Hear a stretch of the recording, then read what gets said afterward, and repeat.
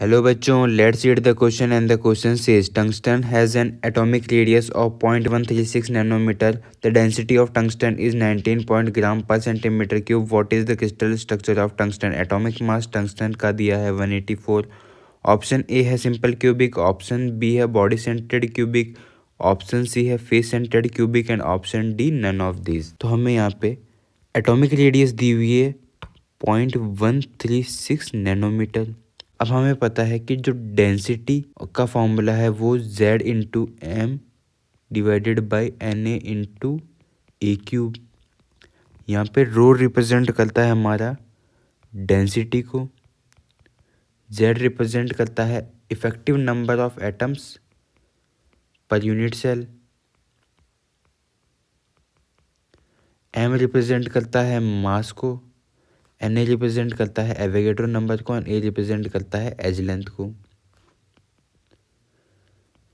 हमें पता है Z की वैल्यू 1 होती है for simple cubic cell, Z की वैल्यू 2 होती है for body centred cubic cell and Z की वैल्यू होती है 4 for face centred cubic cell. हमें एज लेंथ का एंड रेडियस का रिलेशन पता है, A is equal to 2R होता है for simple cubic cell, under root 3A is equal to 4R होता है for body centred cubic cell and under root 2A is equal to 4R होता है for face centred cubic cell. अब हम क्या करेंगे कि सिंपल क्यूबिक सेल के लिए डेंसिटी फाइंड करेंगे। डेंसिटी के फॉर्मूला में Z की वैल्यू रखेंगे, M की वैल्यू रखेंगे, Na की वैल्यू रखेंगे और A की वैल्यू रखेंगे।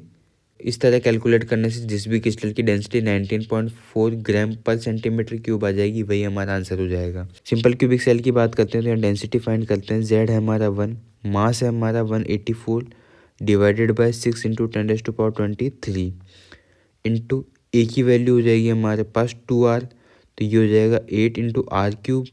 तो आर क्यूब 0.136 नैनोमीटर का क्यूब हम यहाँ पे अगर कर दें, यहाँ पे इसको हम 0.136 इंटू 10⁻⁹ लिख सकते हैं। इसको अगर हम कन्वर्ट कर देते हैं सेंटीमीटर के अंदर तो ये हो जाएगा 1.36 इंटू 10⁻⁸ सेंटीमीटर। अब हमने सेंटीमीटर में इसलिए कन्वर्ट किया है क्योंकि यहाँ पे जितनी भी यूनिट्स दी गई है वो सारी हैं CGS के अंदर।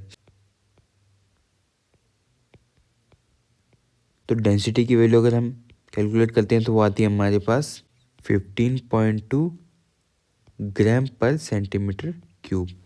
उसी तरह BCC के लिए अगर हम कैलकुलेट करेंगे तो वो आएगी हमारे पास rho is equal to 1 into 184 divided by 6 into 10⁻23 into यहाँ पे BCC के लिए A की वैल्यू सब्स्टिट्यूट करेंगे तो A की आ जाएगी यहाँ पे 4R डिवाइडेड बाई √3, तो ये हो जाएगा हमारे पास 64 इंटू R की वैल्यू हो जाएगी 1.36 इंटू 10⁻⁻8 का होल क्यूब 3√3। इसको सॉल्व करते हैं तो हमारे पास आंसर आता है 19.4 ग्राम पर सेंटीमीटर क्यूब। तो जो क्वेश्चन के अंदर हमें डेंसिटी गिवन थी हमें वो ही मिल जाती है। तो हमारा आंसर क्या हो जाता है कि ये लेटिस है BCC का स्ट्रक्चर।